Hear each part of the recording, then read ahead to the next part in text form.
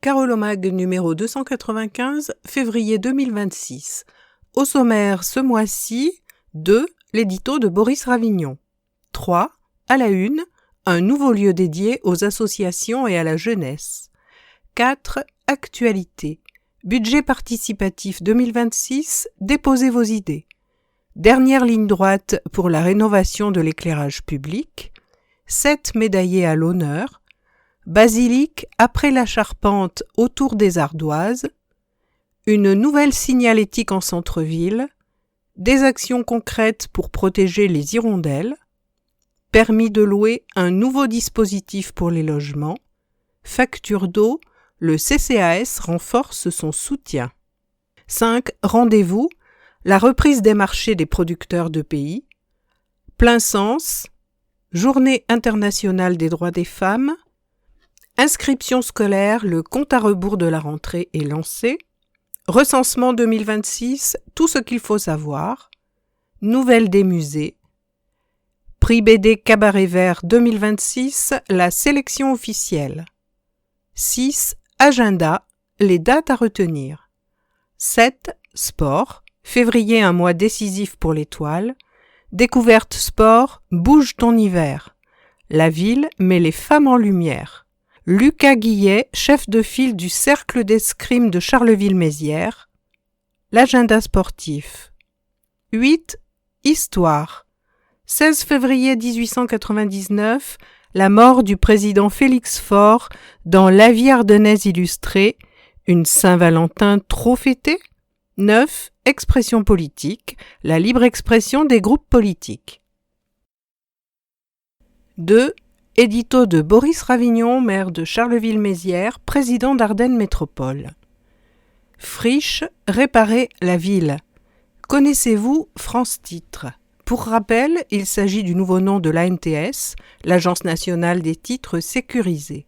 Un organisme géré par l'État, implanté depuis 2008 à Charleville et qui facilite les démarches administratives nécessaires pour obtenir carte d'identité, passeport ou carte de séjour. Or, dernièrement, France Titres a officialisé son intention de regrouper sur la friche de ville l'ensemble des activités de ses différentes antennes carolo-macériennes, soit l'équivalent de 500 emplois. Cette agence aura pour voisine immédiate la 3e maroquinerie créée dans les Ardennes par le groupe Hermès. Au total, en bord de Meuse et dans un cadre verdoyant, l'ancien site de ville s'apprête à abriter près de 800 emplois. 50 logements viendront compléter la renaissance de ce quartier à 2 pas de notre centre-ville. Une métamorphose du même ordre va se produire au lycée Simone Veil, fermé à l'été 2025 par la région Grand Est.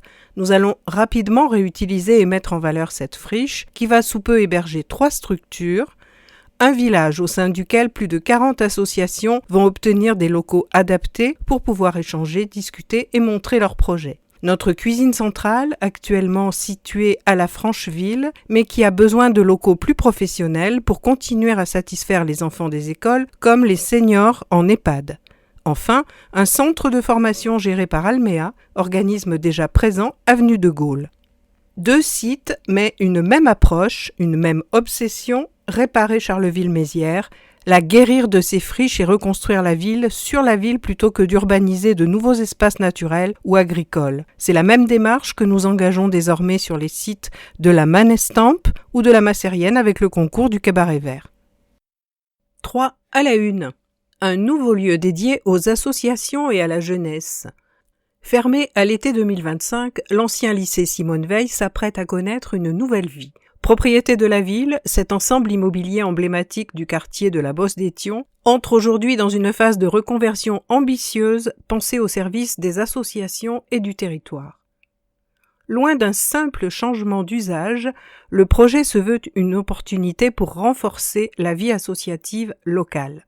Implanté au cœur de la Bosse d'Étion, le site de près de 12 000 m² regroupe plusieurs bâtiments qui vont connaître chacun une reconversion avec notamment la création d'un pôle associatif, l'installation de la cuisine centrale et d'un centre de formation.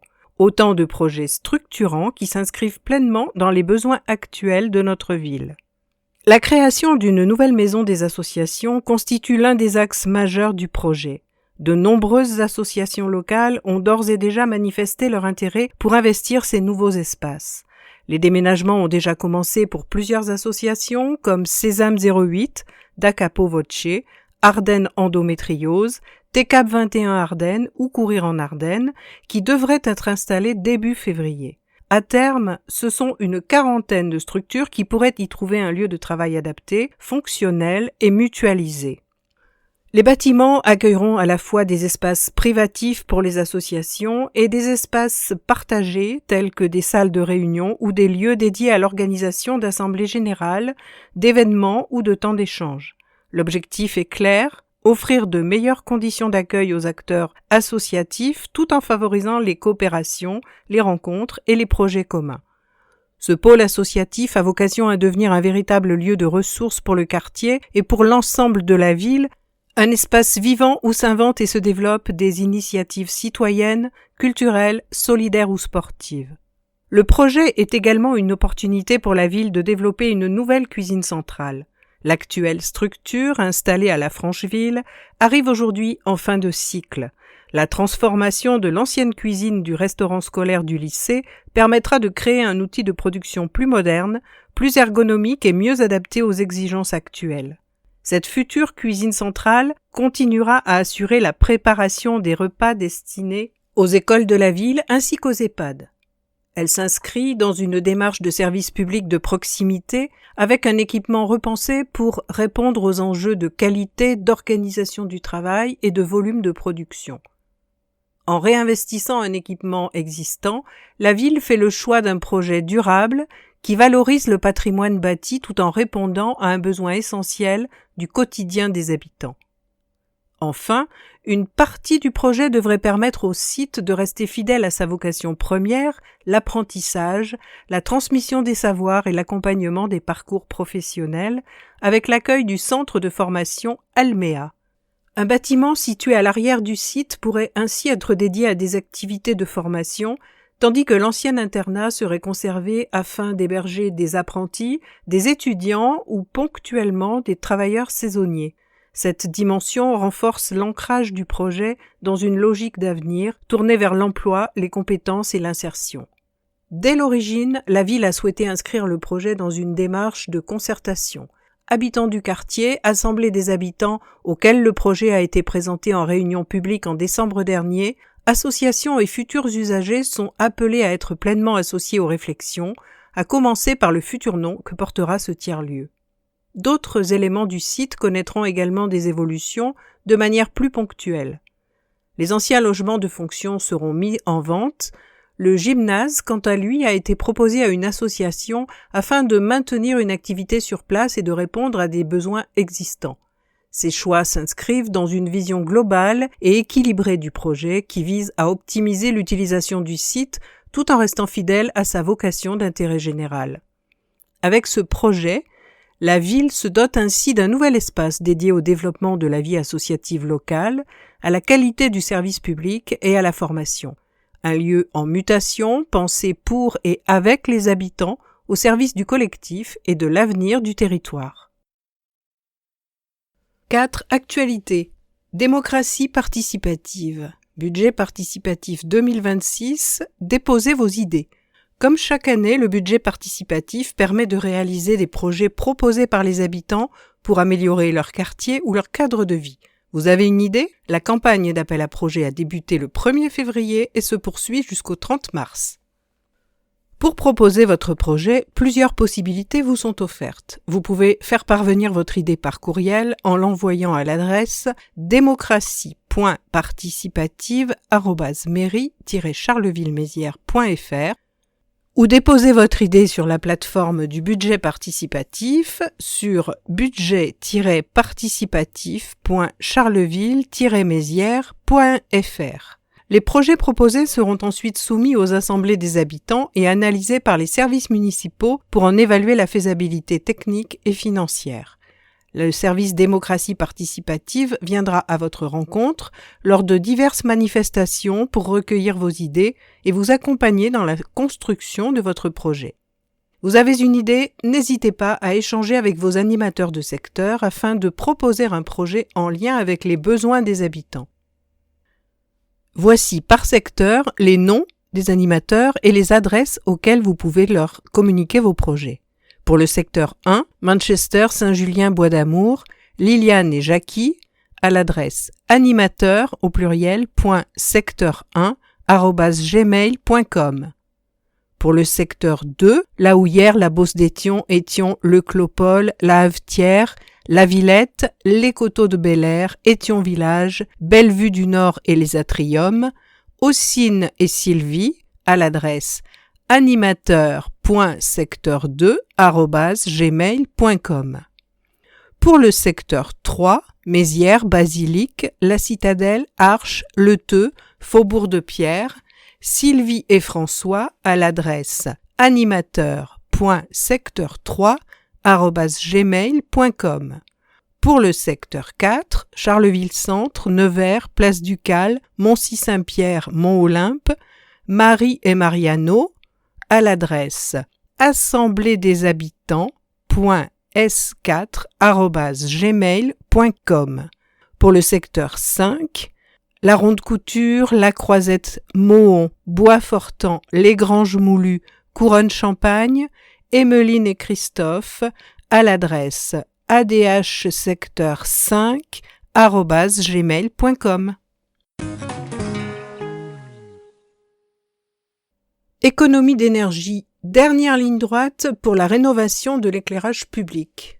La modernisation de l'ensemble de l'éclairage public carolo-macérien s'achèvera cette année, avec à la clé une baisse de sa consommation de plus de 80%.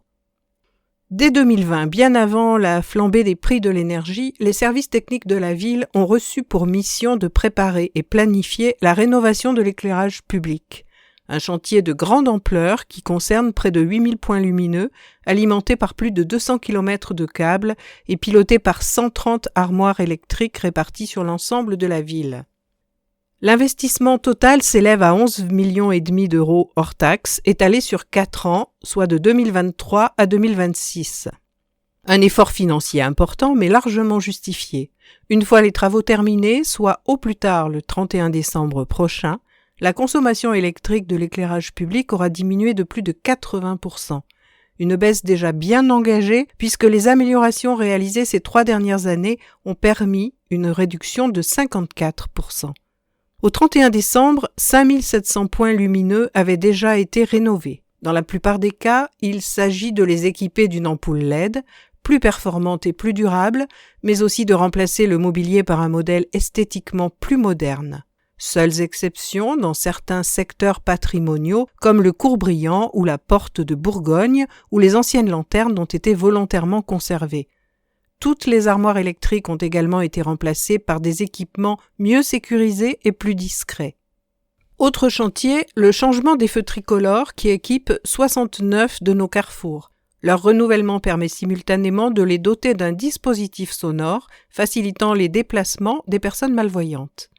Enfin, ce projet a permis de restaurer ou de créer une trame noire, des secteurs, notamment le long des bords de Meuse, où l'éclairage est volontairement plus doux et plus chaud afin de mieux respecter la biodiversité nocturne. Vœux du maire, 7 médaillés à l'honneur. La traditionnelle cérémonie des vœux du maire a été l'occasion de remettre 7 médailles de la ville, dont l'une attribuée à l'enfant terrible de Charleville-Mézières, Jérémy Ferrari. Présentation des 7 médaillés. Chirurgien vasculaire et cérébral, Abbas Alamé a été recruté en janvier 1987 par l'hôpital de Manchester. Il lui demeurera fidèle jusqu'à son départ à la retraite l'été dernier. Grâce au soutien de toute l'équipe hospitalière, il a fait partie de ceux qui ont permis à notre hôpital de devenir l'équivalent d'un CHU, pour reprendre ses propres propos. Françoise Manteau a été honorée pour la dizaine d'années passées en tant que présidente de l'Espace Temps Libre Senior, ou ETLS, une association ouverte aux carolo-macériens de plus de 60 ans dont elle a repris les rênes alors qu'elle traversait une crise majeure, mais qu'elle est parvenue à sortir de l'ornière avant de céder la main tout en demeurant bénévole.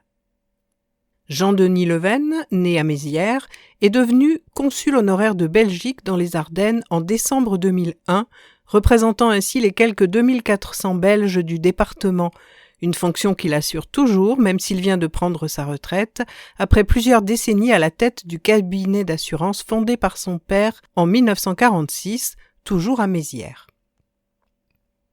Josiane Goret a adhéré au cercle sportif de l'école normale en 1982 et en constitue toujours une cheville ouvrière, même si cette association est devenue l'Athletic Club, puis enfin le CMA. Plus de 40 années de bénévolat durant lesquelles elle s'est notamment occupée de la formation des jeunes athlètes ainsi que de la maintenance informatique lors des courses. Glace Martinez, gérée par Marie-Josée Martinez. Société emblématique créée il y a près d'un siècle et qui se distingue, outre la qualité de ses produits, par ses célèbres fourgons Citroën que l'on retrouve à Charleville-Mézières, mais également aux abords des principaux sites touristiques ardennais. Une marque synonyme de bonheur pour de nombreux carolo-macériens. Glace Roland, Ardennes Glace, représentée par Bertrand Guizzi. C'est en 1892 que la famille Guizzi a créé cette société, devenue aujourd'hui le deuxième plus important glacier de l'ex-région Champagne-Ardenne. Outre la vente ambulante, les glaces Roland fournissent grossistes, restaurants ou supermarchés et exportent certains de leurs produits. Enfin, Jérémy Ferrari a tenu à remercier les carolo-macériens.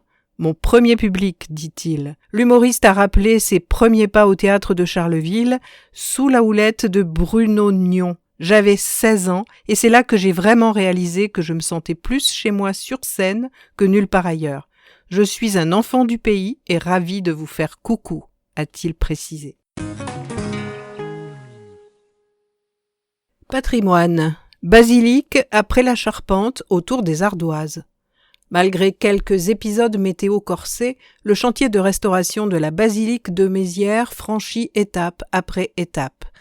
Dernière en date, le début de la mise en place de la couverture en ardoise. On savait dès le départ que ce chantier hors norme pouvait être un peu bousculé par la météo, et on n'avait pas tort.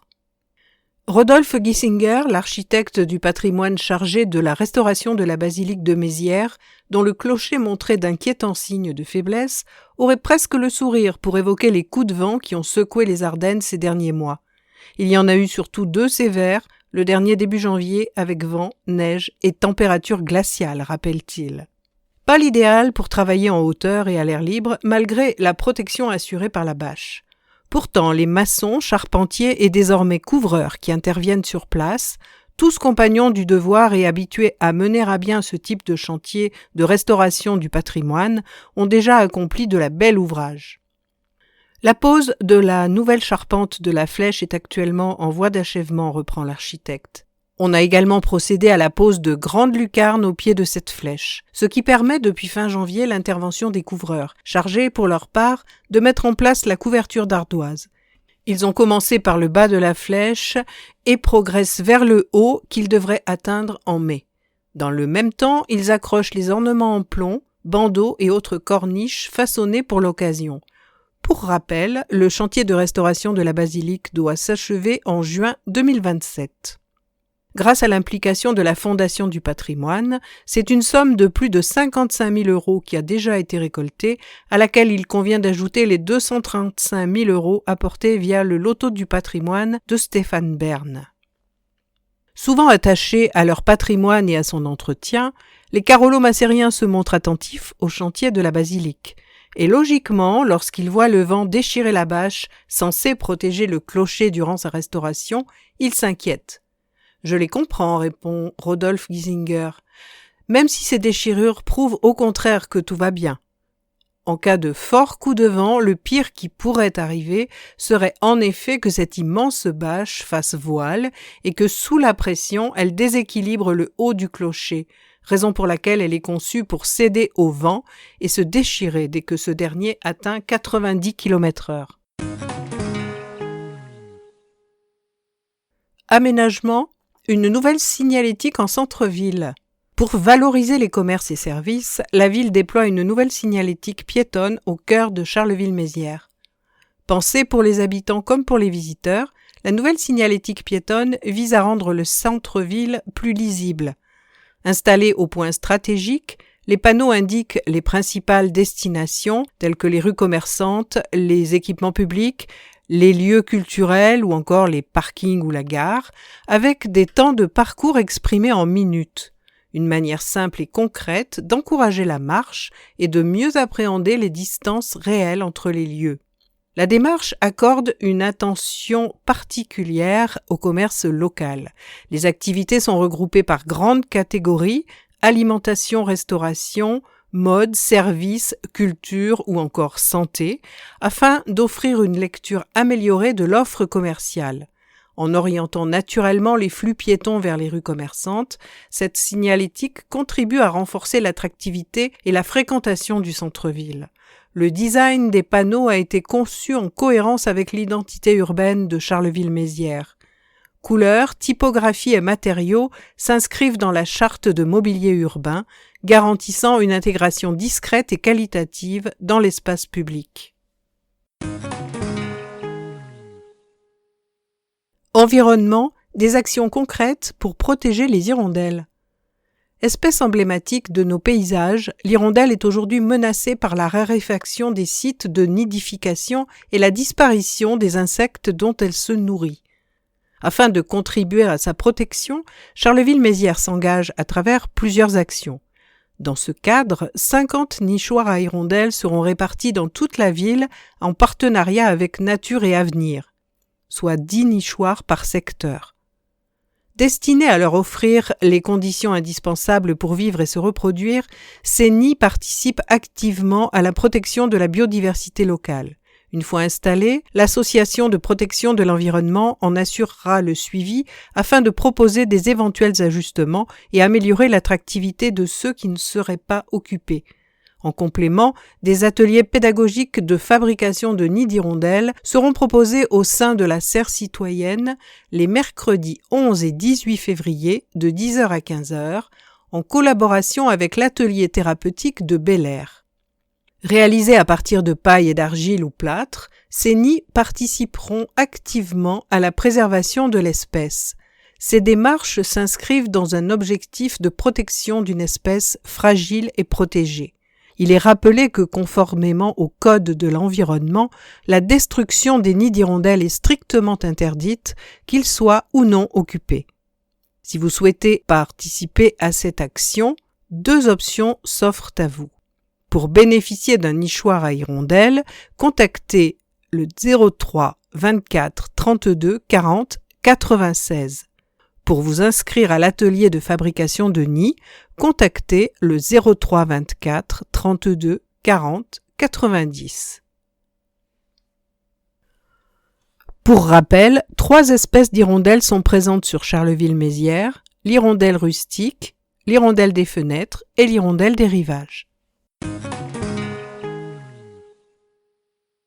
Habitat. Permis de louer un nouveau dispositif pour des logements de qualité.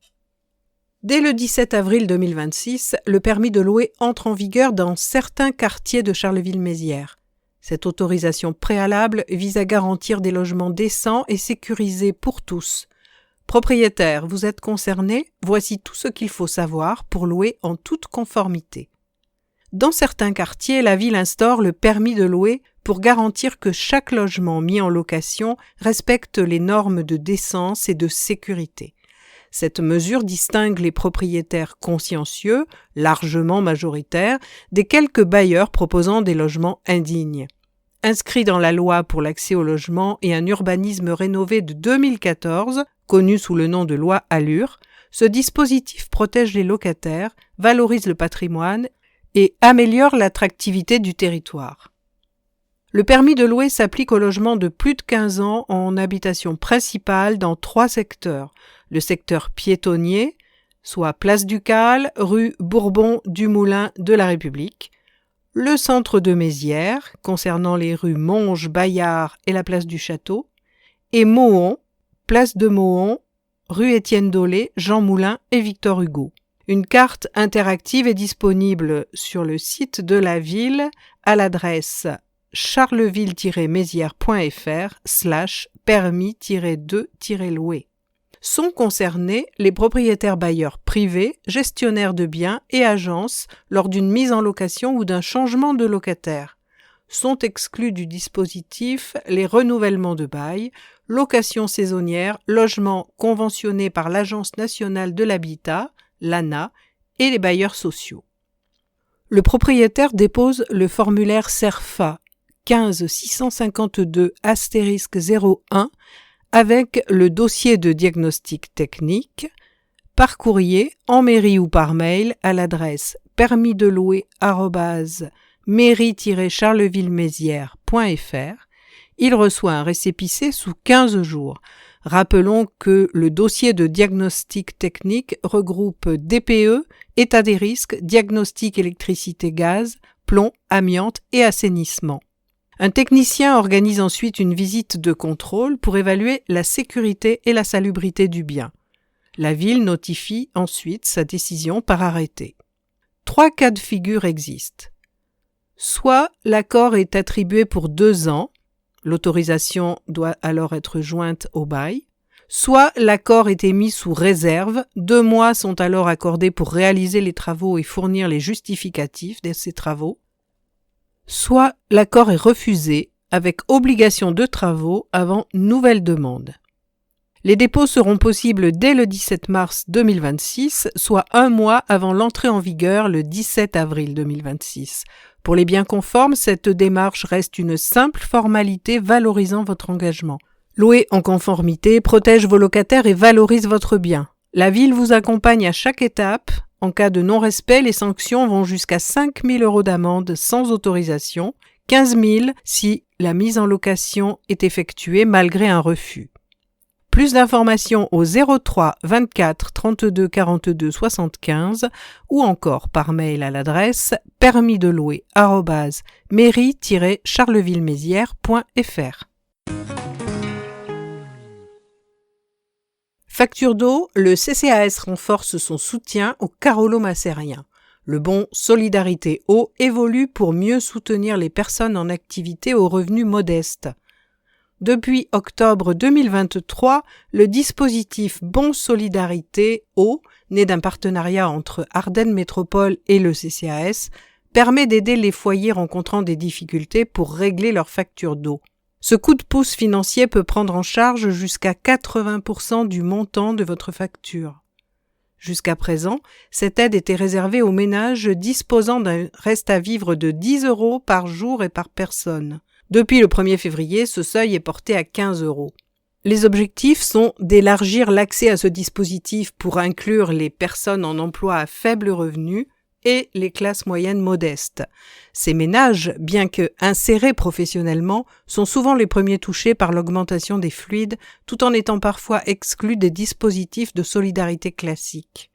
Pour prétendre au bon Solidarité Eau, il convient de prendre rendez-vous avec le CCAS pour une étude personnalisée et de remplir les conditions suivantes.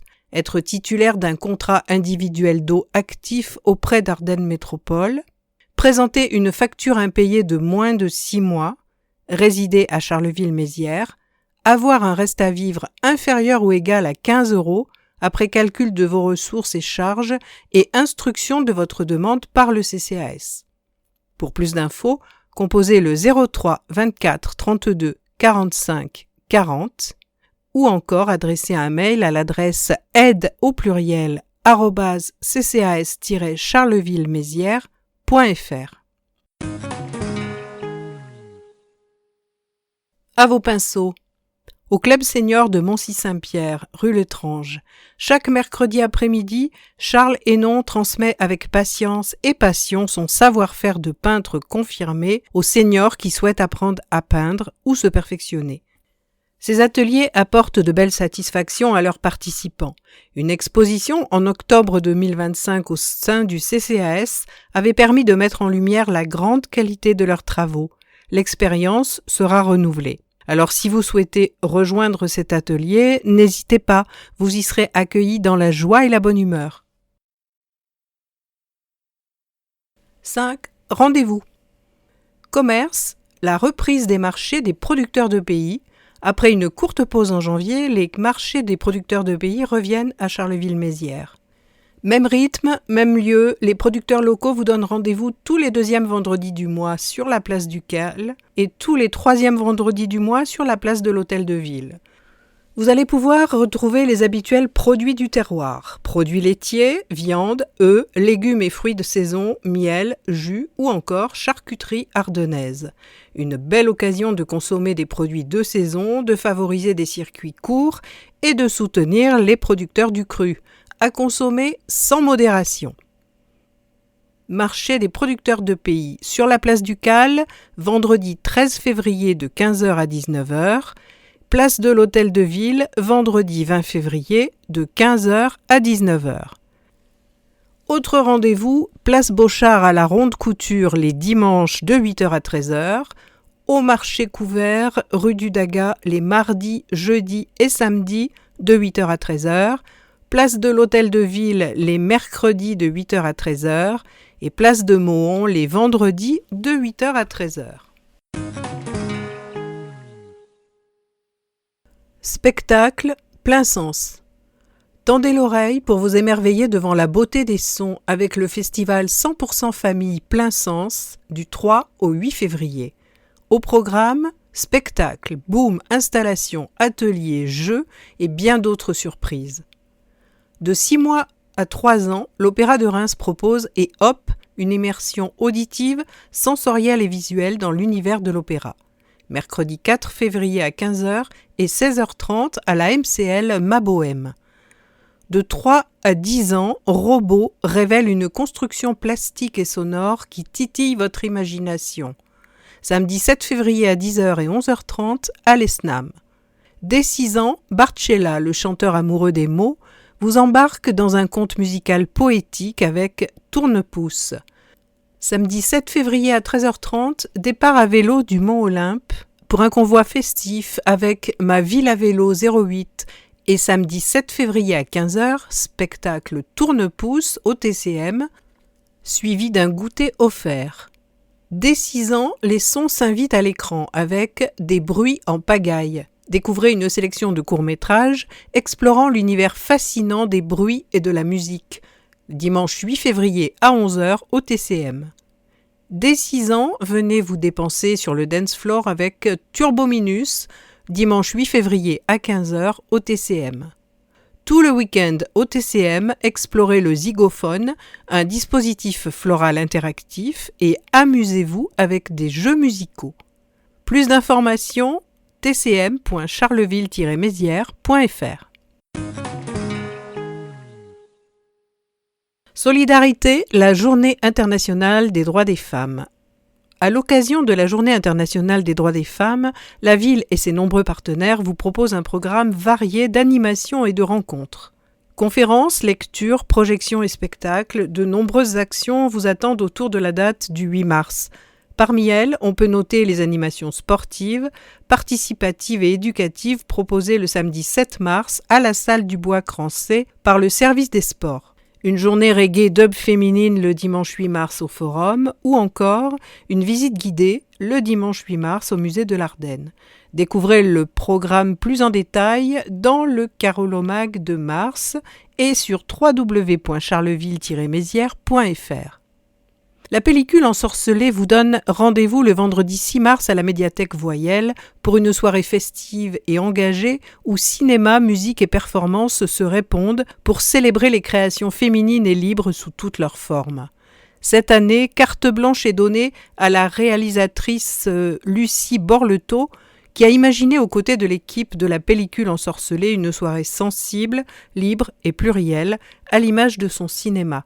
Intitulée « Liberté chérie, je crie ton nom », cette édition 2026 s'annonce résolument multidisciplinaire. Courts-métrages, performances artistiques, DJ set, buvettes et surprises composeront un parcours artistique ouvert à toutes et tous, en collaboration avec la Direction régionale aux droits des femmes et à l'égalité des Ardennes. Inscription scolaire, le compte à rebours de la rentrée est lancé. Depuis le 2 février, la ville a ouvert les inscriptions scolaires et périscolaires pour l'année 2026-2027.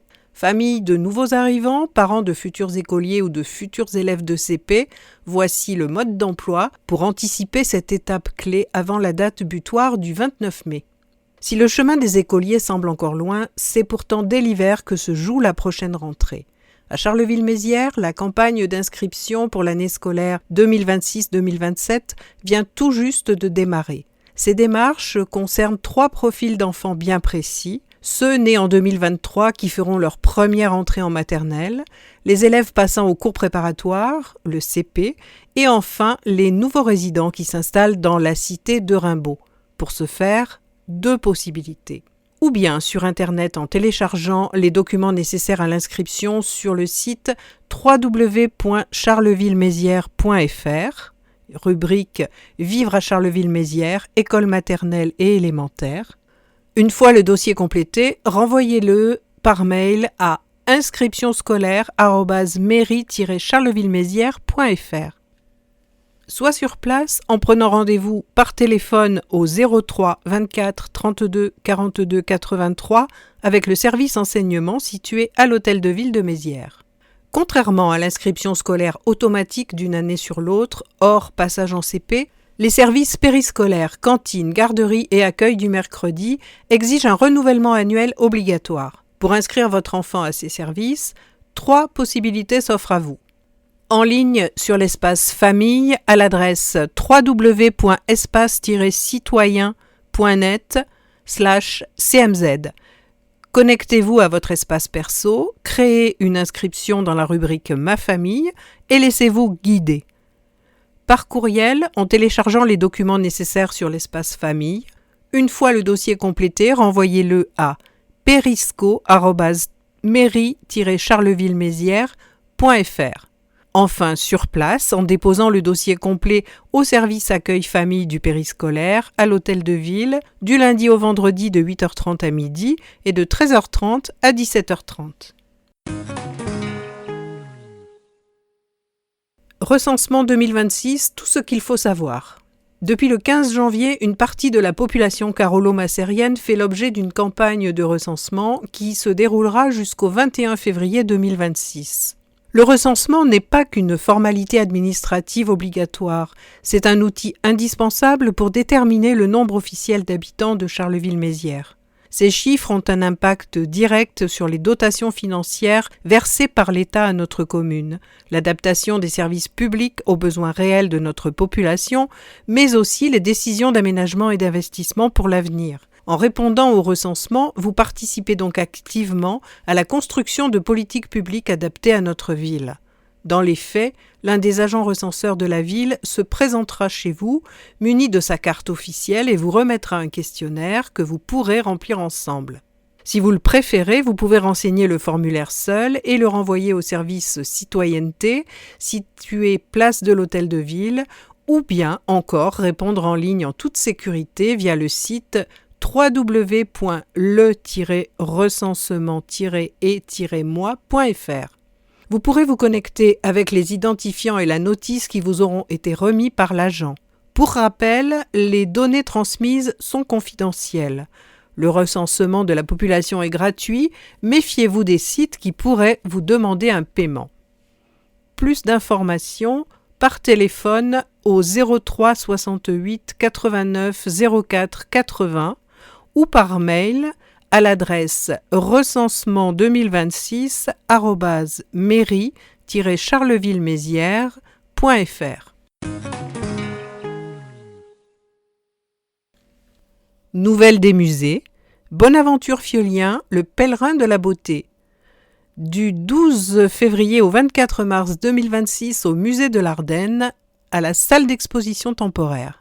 Le musée de l'Ardenne consacre une exposition à Bonaventure Fiolien, 1903-1976, prêtre franciscain et artiste au parcours hors du commun. Ce peintre, graveur, écrivain et éditeur a développé une œuvre abondante et originale, inspirée aussi bien par la spiritualité que par les paysages et les portraits. Formé à Bruxelles, Fiolien choisit après la Seconde Guerre mondiale de s'installer à Regnovez, au cœur des Ardennes. Dans le prieuré qu'il restaure, il crée un lieu foisonnant de création et de rencontres, accueillant artistes et intellectuels, et y produit des milliers d'œuvres, gravures, peintures, fresques ou livres illustrés. L'exposition plonge les visiteurs dans un univers riche, peuplé de scènes bibliques, de personnages de littérature, d'arbres majestueux, de nus et de paysages ardennais. Elle met en lumière un style expressif et épuré, nourri d'influences variées, impressionnisme, expressionnisme, recherche cubiste, que l'artiste dépasse pour élaborer un langage personnel. Cette exposition vous invite à découvrir une œuvre à la fois spirituelle et charnelle, donnant naissance à des images d'une grande intensité et un créateur libre dont l'art fut un véritable pèlerinage de la beauté. Plus d'informations au www.museart.fr. Horaire d'ouverture du mardi au vendredi de 9h à midi et de 13h30 à 17h30, le samedi et le dimanche de 14h à 17h30. L'accès est libre. Sélection officielle du prix BD au Cabaret Vert. Le festival a le plaisir de dévoiler la sélection officielle du prix BD Cabaret Vert 2026. Fidèle à ses engagements, ce dernier met à l'honneur des albums qui allient art narratif et réflexion autour de la transition écologique et du développement durable. Le prix BD Cabaret Vert distingue chaque année des œuvres qui, chacune à leur manière, explorent des thématiques essentielles pour notre époque. À travers cette sélection 2026, le festival réaffirme sa volonté de mettre en lumière des créations qui interrogent, sensibilisent et émerveillent tous les publics. La remise des prix se déroulera lors du Cabaret Vert, du 20 au 23 août 2026, un rendez-vous culturel majeur pour le territoire. 3 catégories sont en lice. Dans la sélection BD Cabaret Vert, Impact par Olivier Norek et Frédéric Pontarolo aux éditions Michel Lafon. Un récit ambitieux explorant les répercussions de nos choix individuels et collectifs sur l'environnement. Les poissons, eux, ne pleurent pas par Jean-Denis Pendanx et Laurent Galandon aux éditions Daniel Maguen. Une BD qui traite du déséquilibre causé par l'installation d'une usine sur une plage de Gambie. Les papillons ne meurent pas de vieillesse par Mats et Bézian aux éditions Casterman, une fable poétique autour de la fragilité du vivant. Nouveauté, le prix Cabaret Vert sera décerné par les lecteurs. Pour voter pour votre BD préférée, rendez-vous sur cabaretvert.com. La sélection jeunesse, pensée pour inspirer et sensibiliser les jeunes lecteurs, vous propose également 3 albums. Étincelle par Berdal et L'Hermenier aux éditions Jungle, une aventure pleine d'optimisme sur la découverte de soi et de la nature. Anta, les voix de l'océan par Gaspard Talmas, Anaël Hermans et Nour Diop aux éditions Delcourt. Un voyage aux allures de fable humaniste qui met au premier plan la relation de l'humain à la nature. Golem Nani par Rachel Zimra aux éditions Dracou, une histoire étonnante sur le deuil, l'amitié et les poules. Enfin, la sélection Connaissances valorise des œuvres didactiques qui enrichissent les connaissances du lecteur autour des grands défis environnementaux. Champ de bataille par Inès Léraud et Pierre Vanove aux éditions Delcourt, une analyse d'une intelligence critique impressionnante à propos d'un des plus grands bouleversements sociaux de l'histoire contemporaine. On a mangé la mer par Maxime Delisle et Olivier Martin chez Futuropolis, une investigation graphique de l'impact humain sur les milieux marins. Traversée de Lucas Valéry aux éditions La Boîte à Bulles est un récit passionnant qui aborde une réalité tragique avec un savant dosage d'émotion et d'humour. Ce festival est créé en collaboration avec le Conseil départemental des Ardennes, la Direction des services départementaux de l'Éducation nationale des Ardennes et avec le soutien de la Direction régionale des affaires culturelles. Plus d'informations, rendez-vous sur le site www.cabaretvert.com.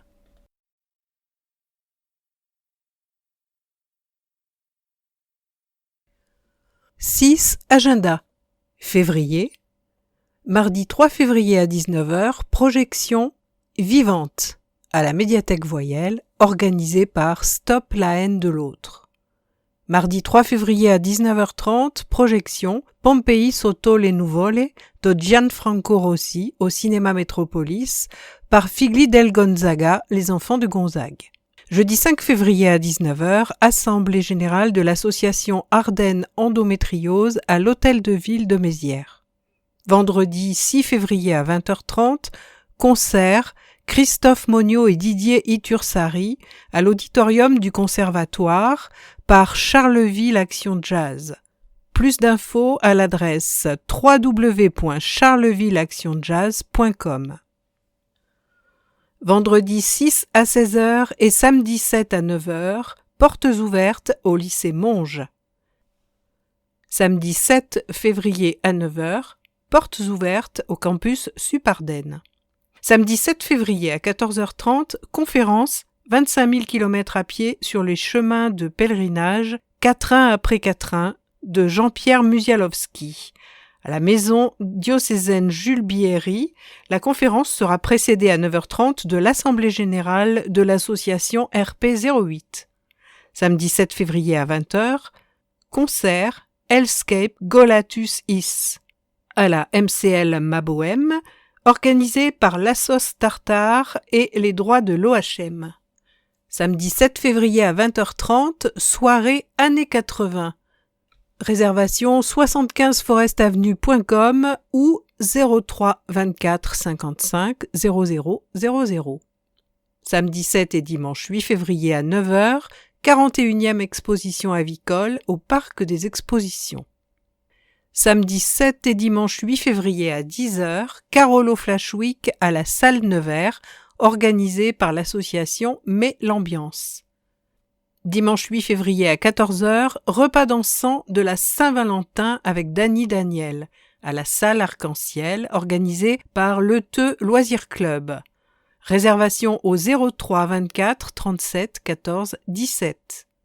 Lundi 9 février à 17h, atelier Qigong à la MCL Mabohem. Réservation au 03 24 54 22 26 ou par mail à l'adresse alzheimer08@orange.fr.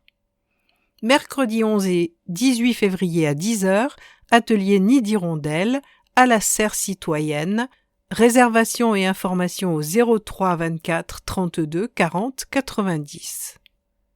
Jeudi 12 février à 19h, soirée Booster les Ardennes à la Maison de l'Ardenne, organisée par la Jeune Chambre économique en Ardennes. Vendredi 13 février de 15h à 19h, marché des producteurs de pays à la place du Cal. Vendredi 13 février à 19h30, concours de belote organisé par le Club des aînés de Manchester. Le concours se déroulera à la salle Guy Canon. Réservation au 06 01 71 51 19. Samedi 14 février à 13h30, Disco année 80-2025 à la salle Guy Canon, organisé par le Club des aînés de Manchester. Réservation au 06 24 18 41 66 ou au 07 82 70 07 92. Samedi 14 février à 20h30, soirée Valentine's Day. Infos et réservations 75forestavenue.com ou par téléphone au 03 24 55 00 00. Dimanche 15 février à 12h, loto, organisé par le Club des aînés de Manchester à la salle Guy Canon. Réservation au 06 24 86 57 14. Vendredi 20 février de 15h à 19h, marché des producteurs de pays, place de l'Hôtel de Ville. Dimanche 22 février à 14h, après-midi dansant avec Epsilon. Infos et réservations 75forestavenue.com ou 03 24 55 00 00. Samedi 28 février à 9h, Ripper Café chez Josette, organisé par Ripper Café Les Noutons. Réservation www.rippercafé.org. Samedi 28 février à 20h30, concert Bonéem, organisé par Ardennes en Seine, au Parc des Expositions. Pour la prévente, adressez-vous à Manchester Bar. Mars. Dimanche 1er mars à 14h, après-midi dansant avec Jocinta et Claudie. Réservation 75forestavenue.com ou 03 24 55 00 00. Vendredi 6 mars à 19h30, soirée Liberté chérie, je crie ton nom, organisée par la Pellicule Ensorcelée en collaboration avec la DRDFE des Ardennes, à la médiathèque Voyelle. Vendredi 6 mars à 20h30, soirée I Love Beatles. Réservation 75forestavenue.com ou 03 24 55 00 00. Barionnette, jeudi 12 février à 18h au quai de la Malines et à 20h à la Bourbonnade, Brexit Baby par Phoebe Enfield Lockwood de Grande-Bretagne. Une fable politique et clownesque, une comédie absurde sur un sujet toujours brûlant d'actualité. Un spectacle joué en bar pour une mopette et une comédienne fraîchement diplômée du Master Marionnette de Mons en Belgique. Entrée libre, tout public dès 12 ans. Atelier Muppets et Bunraku du mercredi 18 au vendredi 20 février, de 9h30 à midi et de 14h à 16h30 à l'ESNAM, 16 avenue Jean Jaurès, avec Juliette Pascal, Muppets en Craft et marionnette Bunraku. Fabriquez votre propre Muppet avec une bouche articulée. À l'aide de papier craft, les jeunes participants construiront des visages d'animaux, d'humains ou totalement imaginaires. Puis, nous y ajouterons un corps et nous amuserons à le manipuler à plusieurs. C'est la technique du Bunraku. En explorant les mouvements de ces marionnettes, naîtront différents personnages, différentes personnalités que les participants mettront en scène à travers de courtes scénettes. 20 € les 3 demi-journées, matin 9h30 à midi pour les 8-10 ans et les après-midi de 14h à 16h30 pour les 10-13 ans. Pour participer, les inscriptions sont obligatoires, soit par téléphone au 03 24 59 70 62, soit par mail à l'adresse cécile.purière@marionnette.com. Restitution de fin de stage le jeudi 19 février à 19h au Théâtre de l'ESNAM, 16 avenue Jean Jaurès. Les étudiants de la 14e promotion de l'ESNAM, deuxième année donc, présenteront le fruit du travail mené au cours des 2 semaines de stage consacrées au Théâtre d'Ombre sous la direction de Fabrizio Montecchi, Italie. L'entrée est libre sur réservation au 03 24 33 72 50. 1000 premiers jours à la médiathèque Porte-Neuve, 8 places de la préfecture. Éveil musical le samedi 14 février à 10h30 pour les petits de 3 mois à 3 ans. Lire avec bébé, mercredi 18 février à 10h, de la naissance à 3 ans. Peinture suédoise, samedi 21 février à 10h, de 18 mois à 3 ans. Mes premières dents, mardi 24 février à 15h, de la naissance à 3 ans. Motricité libre, vendredi 27 février à 9h15, de la marche à 3 ans. Lire avec bébé, mercredi 14 mars à 10h, de la naissance à 3 ans. À Manchester Lecture, 24 rue Jean Rollin, bébé gym, vendredi 6 février à 10h, de 15 mois à 3 ans. Lire avec bébé, mercredi 18 février à 9h, de la naissance à 3 ans. Massage bébé, le mardi 24 février à 9h30, de la naissance à 12 mois. À la Houillère Lecture, 88 Albert Poulain. Info allaitement, mardi 3 février à 10h, de la naissance à 3 ans. Art thérapie, mercredi 4 février à 9h30, à l'attention des futurs jeunes parents et leurs enfants de 0 à 3 ans. Snuzzelen, mercredi 4 février à 15h, pour les futurs jeunes parents et leurs enfants de 0 à 3 ans. Chant prénatal mardi 10 février à 9 h pour les futurs jeunes parents, avec ou sans bébé. Lire avec bébé mercredi 11 février à 9 h 30, de la naissance à 3 ans. Portage bébé vendredi 13 février à 9 h 15, de la naissance à 3 ans. Bébé gym vendredi 20 février à 10 h, de 15 mois à 3 ans. Sneuzelen lundi 23 février à 10 h, futurs jeunes parents et leurs enfants de 0 à 3 ans. Baby yoga samedi 28 février à 9 h 30 et 10 h 30, de 3 à 18 mois. Sneuzelen mercredi 4 mars à 15 h, futurs et jeunes parents et leurs enfants de 0 à 3 ans. Pour toutes les activités, les inscriptions sont obligatoires, soit par téléphone au 03 24 32 44 96 ou au 03 24 32 41 71 ou par mail à l'adresse 1000 en chiffres pj@mairie-charleville-mézières.fr.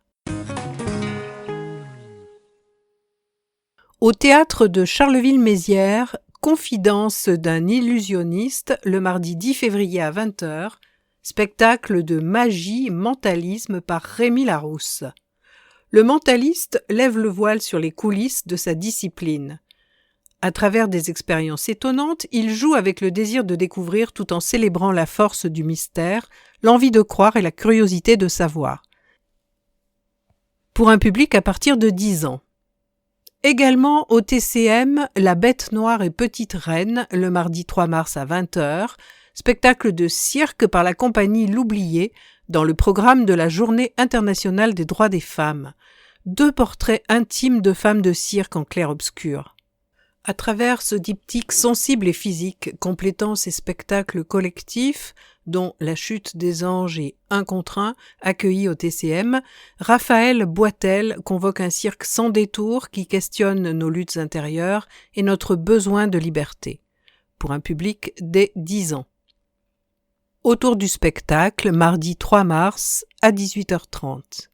Favorisez la mobilité douce pour vous rendre au TCM avec un convoi festif depuis la Maison du Vélo, en partenariat avec Ma Ville à Vélo 08.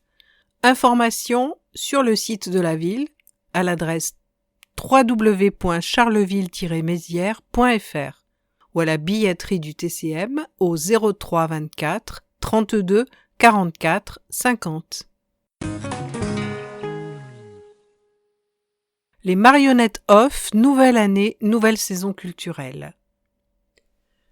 Charleville-Mézières ouvre officiellement sa saison des marionnettes du off au Forum le mercredi 11 février à 10 h et à 16 h avec le spectacle Nonna Don't Cry de la compagnie Dirtz Théâtre. Ce spectacle invite le spectateur à s'infiltrer dans l'esprit d'une femme prise dans un va-et-vient constant entre vieillesse et jeunesse, entre imaginaire et réalité. Un hommage poétique aux différents âges de la vie.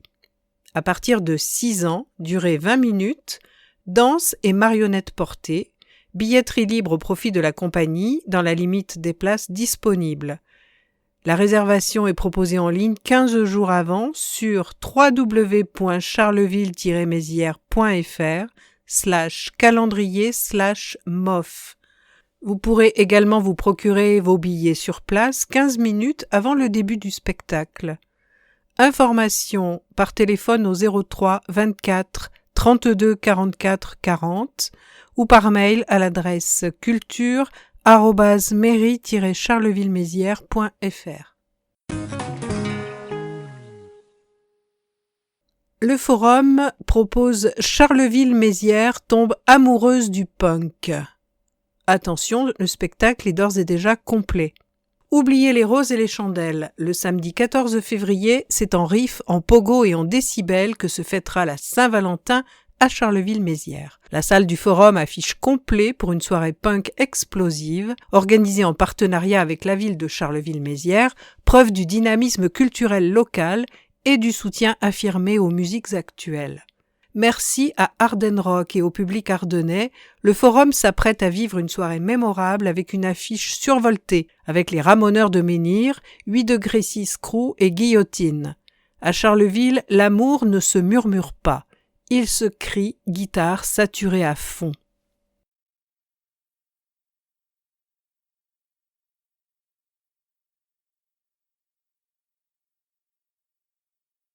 « 7. Sport. Basket. Février, un mois décisif pour l'Étoile. Le mois de février marque la fin des matchs retour de la première phase du championnat. Une période charnière pour l'Étoile où chaque rencontre compte et où le soutien du public sera plus que jamais essentiel pour pousser le groupe à se dépasser. La deuxième phase se profile avec une probable place en poule basse de National 1, synonyme de lutte pour le maintien. Dans ce contexte, les 2 derniers matchs à domicile revêtent une importance capitale. Face à Berck et au Pays Salonnais, concurrents directs, l'enjeu est clair, engranger des victoires précieuses, conservées pour la suite du championnat face aux équipes de la même poule. 2 rendez-vous clés pour préparer l'avenir et lancer la deuxième phase dans les meilleures conditions. Vendredi 6 février, Étoile Berck à 20h. Vendredi 20 février, Étoile Pays Salonnais à 20h. Rendez-vous également le dimanche 15 février au Parc des Expositions de Charleville-Mézières pour le loto de l'Étoile. L'inscription est gratuite sur réservation par mail à l'adresse marketing@étoile-charleville.fr. Toutes les infos sont disponibles sur le site www.étoile-charleville.fr. Événement, la ville met les femmes en lumière. À l'occasion de la Journée internationale des droits des femmes, le service des sports de la ville organise l'événement Femmes en lumière le samedi 7 mars entre 13 et 18h à la salle du Bois Crancé. Anciennement intitulé Un temps pour elles, ce rendez-vous a pour objectif de sensibiliser le public à l'histoire des femmes et à leurs combats, passés comme actuels. À travers des animations sportives et des ateliers ludiques proposés par les associations sportives des Ardennes, l'événement met en avant le sport comme vecteur d'engagement et de citoyenneté. Au-delà de l'incitation à la pratique sportive, Femmes en lumière vise à promouvoir la diversité dans le sport, l'égalité entre les femmes et les hommes et la solidarité autour des droits des femmes. Ouvert à toutes et tous, cet événement se veut convivial, intergénérationnel et citoyen, mêlant sport, culture, échange et bonne humeur. Il réservera également quelques surprises, notamment l'intervention d'une figure féminine reconnue. Découverte sport, bouge ton hiver. Les vacances approchent et l'heure est venue de bouger et de tester de nouvelles activités. Du 16 au 27 février, le service des sports propose aux enfants de 6 à 13 ans l'opération Découverte sport hiver, du lundi au jeudi de 14h à 16h et les vendredis de 9h30 à 16h. Au programme, des activités ludiques et sportives encadrées par nos éducateurs et pour faire le plein d'énergie. Les inscriptions sont ouvertes jusqu'au 15 février. Attention, le nombre de places est limité. Plus d'informations au 03 24 55 60 82. Escrime, Lucas Guillet, chef de file du cercle d'escrime de Charleville-Mézières. Âgé de 20 ans, Lucas Guillet, pensionnaire de l'INSEP, prestigieux institut national du sport, de l'expertise, de la performance, s'impose comme un ambassadeur de choix pour la cité de Rimbaud. Par ses performances de haut niveau, il contribue au rayonnement de Charleville-Mézières, en France comme à l'international, dans la discipline du sabre, l'une des 3 armes de l'escrime. Son parcours, déjà remarquable, ne fait que commencer. En décembre dernier, Lucas figurait à la 16e place du classement national senior, 3e chez les moins de 23 ans, 6e français dans la perspective des sélections européennes et mondiales senior 2026. Côté compétition, Lucas enchaîne les performances. Le 10 janvier 2026, il s'est classé 135e sur 176 lors de la Coupe du Monde de Tunis, en Tunisie. En décembre, il a terminé 20e au championnat de France élite à Paris et 39e sur 217 au Grand Prix international d'Orléans. À l'automne 2025, lors de la Coupe du Monde d'Alger, il a pris la 45e place sur 203 avant de devenir finaliste de la Semaine du Sabre à Charleville-Mézières. Le 24 janvier dernier, Lucas a participé à une nouvelle étape de Coupe du Monde à Salt Lake City aux États-Unis. Les 8 et 29 mars prochains, il pourrait être sélectionné pour d'autres compétitions internationales majeures prévues à Padoue en Italie, Athènes en Grèce ou Budapest en Hongrie. Bravo Lucas! L'agenda sportif. Football. Samedi 7 février, Varennes, 14h30, Ocpam contre Magny, U18 R1. Samedi 14 février, Petit-Bois, 18h, Ocpam contre Vimy, N3. Samedi 21 février, Varennes, 14h30, Ocpam contre Amnéville, U18 R1. Salengro, 20h, Entente contre FC Porcien, D1. Dimanche 22 février, Poterie, Prix, 14h30, Ocpam B contre Val-de-Laine, R2. Varennes, 15h, FCCM contre Les Évelles, C, D3. Emler, 15h, EMCCM B contre Joigny, D3. Salengro, 15h, Entente B contre Charleville, Franco-Turc B, D3. Dimanche 1er mars, Varennes, 12h30, EMCCM contre Ocpam, Féminine Marne-Ardennes. Poterie, Prix, 15h, Ocpam C contre Entente D1. Emler, 15h, EMCCM contre Liard-Signy, D1. Salengro, 15h, Charleville-Franco-Turc contre FC Pixien, D2. Levé de rideau à 13h avec l'équipe B des Franco-Turcs contre FCCM, D3. Banette, 15h, Leteux contre Donchery, D3. Basketball féminin, samedi 7 février, Bayard, 14h, FCBA contre Doutlenheim, U15 Grand Est, Bayard, 17h15, FCBA contre Bourges, N2, Guinguette Arena, 20h, FCBA contre Toulouse, Wonder League. Samedi 14 février, Guinguette Arena, 20h, FCBA contre Lyon, Wonder League. Et enfin, samedi 28 février, Bayard, 17h15, FCBA contre Paris, N2. Basketball masculin, vendredi 6 février, Guinguette Arena, 20h, Étoile contre Berck, N1. Dimanche 8 février, Dubois-Crancé, 14h, Étoile contre Souffelweiersheim, U18 Grand Est, levé de rideau à 12h30 pour les U15, Grand Est, Étoile contre Strasbourg. Samedi 14 février, Dubois-Crancé, 20h, Étoile contre RCB, pré-national. Dimanche 15 février, Dubois-Crancé, 13h, Étoile contre Bérennes, U18 Grand Est. Vendredi 20 février, Guinguette Arena, 20h, Étoile contre Pays Salonnais, N1. Handball féminin, samedi 14 février, Campus Supardenne, 18h, MCHB contre Tessy, Marne-Ardenne. Rugby, dimanche 8 février, Vouziers, 15h, Ardennes Rugby contre Saint-Louis, R2. Dimanche 1er mars, Vouziers, 15h, Ardennes Rugby contre Saint-Dizier, R2. 8. Histoire. 16 février 1899, la mort du président Félix Faure dans La vie ardennaise illustrée. Une Saint-Valentin trop fêtée? En 1897, la presse ardennaise s'enrichit d'un nouveau titre satirique, La vie ardennaise illustrée, dont l'unique ambition est d'amuser par le crayon et par la plume. Hebdomadaire à ses débuts, le journal traite dans son numéro 90 du 11 au 18 février 1899 de la mort du président Félix Faure. En cette semaine de Saint-Valentin, le journal osa-t-il l'humour, credo proclamé par son fondateur Tristan de Piègne, alias Charles Bosseux? C'est ce que nous allons voir. La petite histoire de la République est émaillée de plusieurs épisodes scabreux liés à la vie cachée des dirigeants du pays. Avant qu'un président ne s'en aille livrer au petit matin les croissants à sa dulcinée, ou qu'une épouse cachée se révèle sur la tombe d'un autre président socialiste, la mort du président Félix Faure, 6e président de la Troisième République entre 1895 et 1899, dans les bras de sa maîtresse au palais de l'Élysée, fit grand bruit dans l'opinion publique française.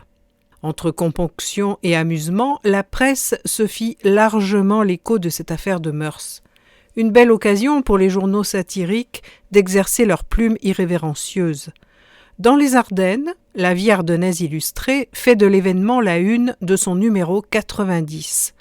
La première page du numéro est occupée par un grand dessin du buste du défunt président.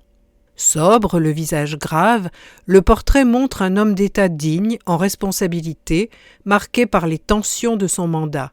La crise de Facioda avec la perfide Albion, les prémices du boulangisme ou encore l'affaire Dreyfus qui déchire la France. La une de la vie ardennaise illustrée est au final très convenue. Le dessin fut quasiment repris à l'identique par le Petit Journal dans son supplément du dimanche du 26 février 1899 ou par le Figaro dans son édition du 17 février.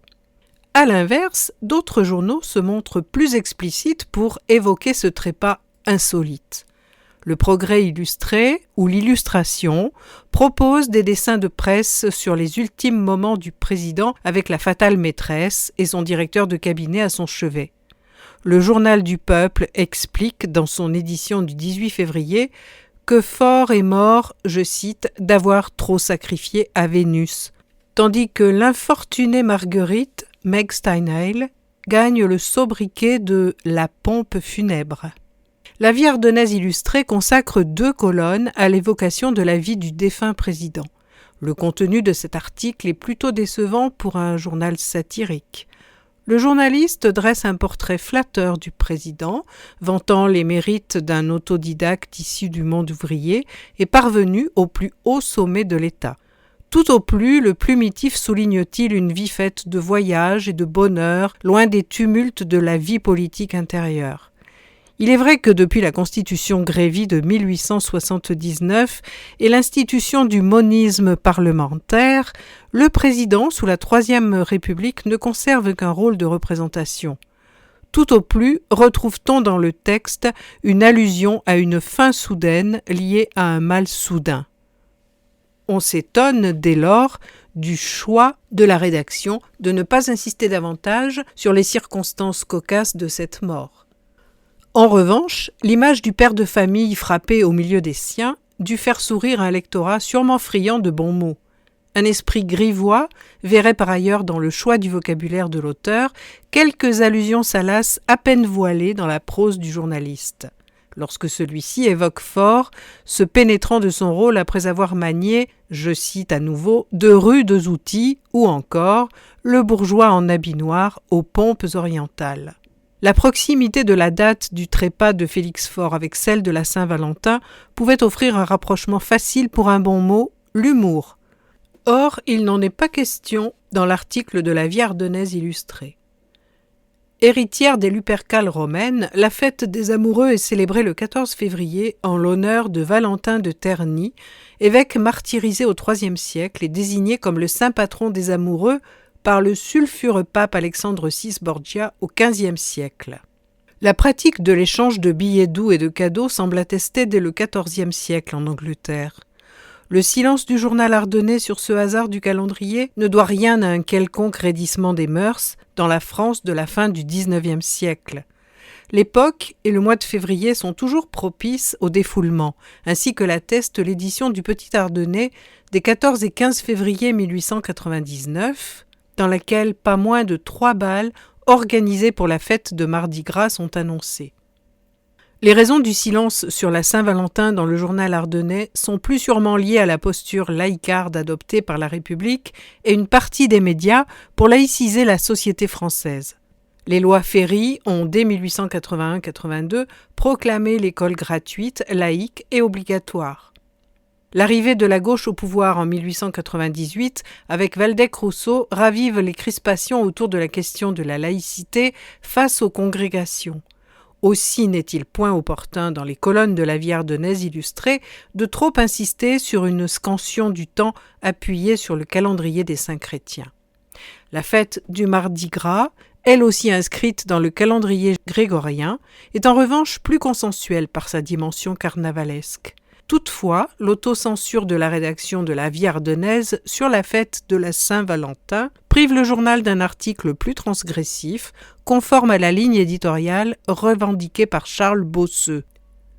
Traiter de manière irrévérencieuse de la mort cocasse du président Faure à l'aune de la Saint-Valentin aboutit donc à une impasse. Cette singularité relevée dans le premier journal satirique ardennais renvoie, derrière l'aspect trivial de l'événement, au contexte de crise morale de l'époque. Pourtant, ce n'est pas le moindre des paradoxes que de constater que la fête même du Saint des Amoureux embarrasse l'Église elle-même, qui supprima cette célébration du calendrier liturgique en 1969, année érotique si l'on en croit Serge Gainsbourg. Aujourd'hui, le 14 février est la fête des saints Cyril et Méthode. Quoi qu'il en soit, et pour revenir au président Faure, Saint-Valentin fêté avec trop d'ardeur ou trahison d'un cœur malade, n'est-il pas de plus belle fin que celle de mourir d'aimer, comme se plaisait à chanter Charles Aznavour? Voici le texte de l'annonce de la mort du président de la République Félix Faure par le maire de Charleville, Edmond Boucher-le-Heutre, publié dans le Petit Ardennais les 14 et 15 février 1899. Maire de Charleville à Monsieur le Président du Conseil des ministres, Paris. Au nom de la municipalité et de la population de Charleville, Ardennes, j'ai l'honneur de vous exprimer les profonds et unanimes regrets que nous cause la mort si brusque et si impressionnante du vénéré président de la République, et je vous prie de vouloir bien présenter à Madame Félix Faure notre respectueuse sympathie et nos bien vives condoléances pour le grand malheur qui la frappe. Cet article est signé Philippe Moyen de la Société d'histoire des Ardennes. 9. Expression politique. La tranquillité avant tout, par Boris Ravignon, maire de Charleville-Mézières. À la mi-janvier, j'ai pris un arrêté municipal imposant aux nouvelles épiceries situées rue du Moulin et de Mantoue de cesser leurs activités chaque soir de 22h jusqu'au lendemain 8h, cela du jeudi au samedi inclus. Partout en France, les centres-villes voient fleurir des établissements de ce type qui officient en même temps et sur le même périmètre avec le même créneau affiché, celui du citadin qui rentre tardivement chez lui et s'aperçoit qu'il lui manque une boîte de haricots verts pour son repas du soir. Charleville-Mézières n'y fait pas exception puisqu'une bonne demi-douzaine de ces épiceries ont vu le jour en quelques mois, toutes situées à proximité immédiate de la place Ducal. Or, force est de constater que la tranquillité des carolo-massériens est régulièrement remise en cause en raison des attroupements nocturnes qui se forment aux abords de ces épiceries qui concentrent les nuisances.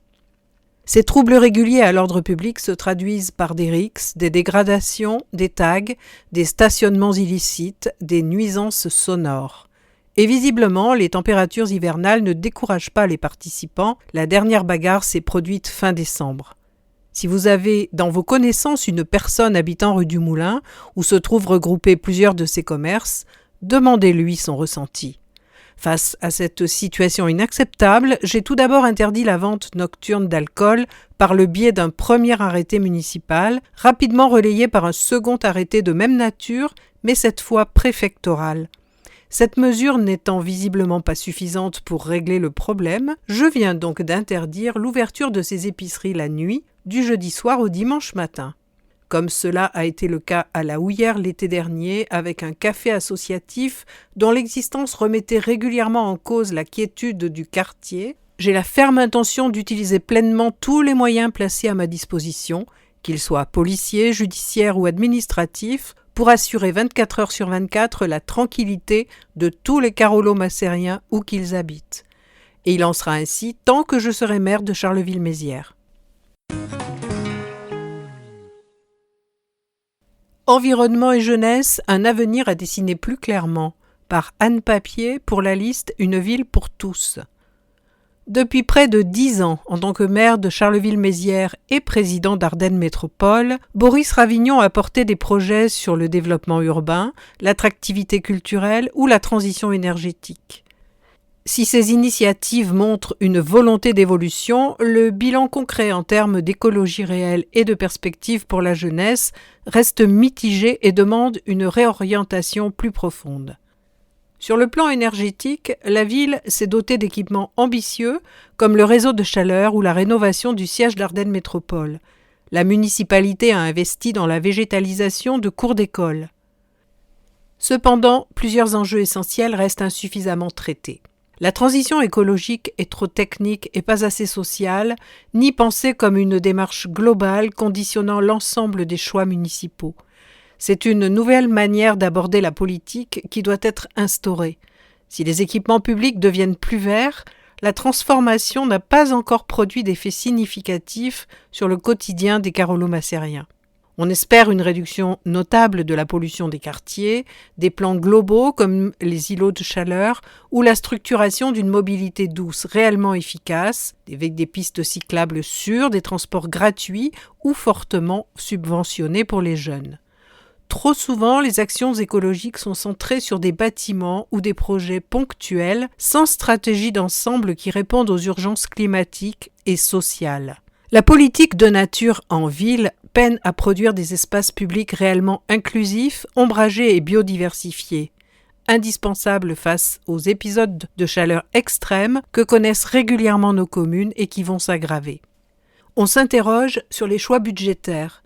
La municipalité a récemment décidé de prolonger la durée de conservation des images de vidéoprotection de 15 à 30 jours pour un coût de plus de 40 000 € pour la ville afin d'améliorer l'efficacité des enquêtes policières.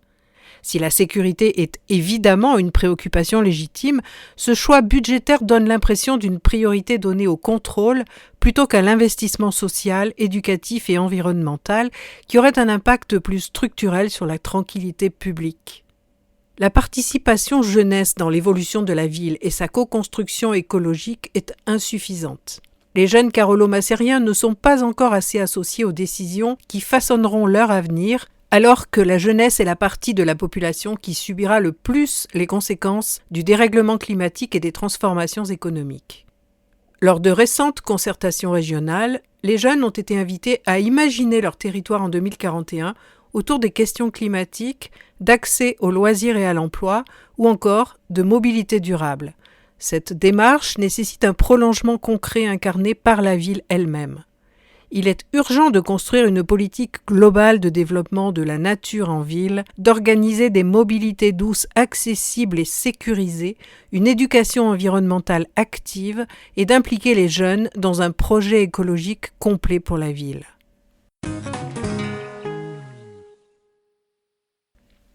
La vraie-fausse piétonisation de la place du Cal par Christophe Dumont pour la liste écologiste et citoyenne.